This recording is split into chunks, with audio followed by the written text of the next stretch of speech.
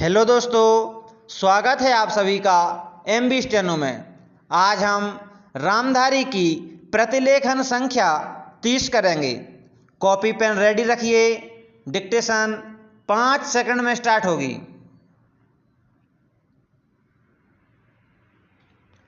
Start.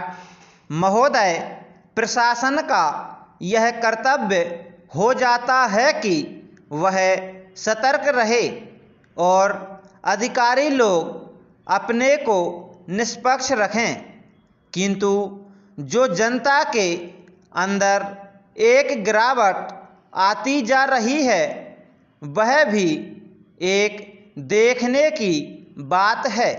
इसलिए मैं चाहता हूं कि सरकार कोई ऐसा प्रयत्न करे जिससे कि भ्रष्टाचार को रोकने के लिए जो लोगों का नैतिक स्तर ऊंचा होना आवश्यक है उसको ऊंचा किया जा सके। उसके लिए जो भी वह कर सके करें। मुझे कहना तो बहुत कुछ था, लेकिन चूंकि मेरा समय समाप्त हो गया है, मैं अब और कुछ नहीं कहूँगा। प्रचेन महोदय, इसलिए मैं माननीय रक्षा मंत्री महोदय का ध्यान इतिहास की उस चेतावनी की ओर दिलाना चाहता हूँ कि हिमालय की चोटी पर जिसका अधिकार रहा है उसका गंगा और यमुना के मैदान पर भी अधिकार रहा है। हम इस आशा में नहीं रह सकते कि हम दुश्मन को हिमालय की चोटी से उतरने दें और फिर मैदान में उसका मुकाबला करें। मुझे याद है कि कुछ वर्ष पहले प्रधानमंत्री जी ने बड़ी दृढ़ता के साथ यह कहा था कि हम हिमालय को दहेज के रूप में नहीं दे देना चाहते और यह नहीं कहना चाहते कि साहब आप टहलते हुए यहाँ आ जाइए। हम नहीं चाहते कि वहाँ पर कोई मुकाबला ही ना हो।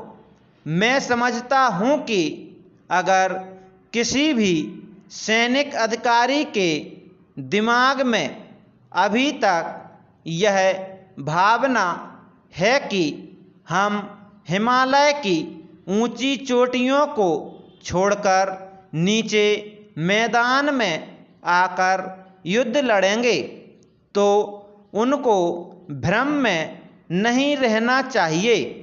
यह एक घातक बात होगी, एक आत्मघाती नीति होगी। अगर एक बार चीन का हिमालय की चोटियों पर कब्जा हो गया तो चाहे वह बाद में नीचे हम पर हमला ना भी करे, किंतु वहाँ से हम उसको कभी नहीं हटा सकेंगे। इसलिए इस संबंध में स्पष्ट निर्णय किया जाना चाहिए। प्रचेन इसके बाद मैं मध्यवर्ती क्षेत्र के बारे में कुछ कहना चाहता हूँ। पिछली बार जब चीन ने बड़े पैमाने पर आक्रमण किया था तो लद्दाख में और पूर्व में नेफा के इलाके में किया था। मध्यवर्ती क्षेत्र में मिडिल सेक्टर में लड़ाई नहीं हुई थी, लेकिन मेरा अपना अनुमान है और बहुत से लोगों को इस बात की आशंका है कि अगर अब कभी चीन ने दोबारा हम पर आक्रमण किया तो वह मिडिल सेक्टर में करेगा। इसके कई कारण मालूम पड़ते हैं। Full stop. दोस्तों यह डिक्टेशन 80 वर्ड पर मिनट की है। बताइए आपकी कैसी बनी। जय हिंद, जय भारत।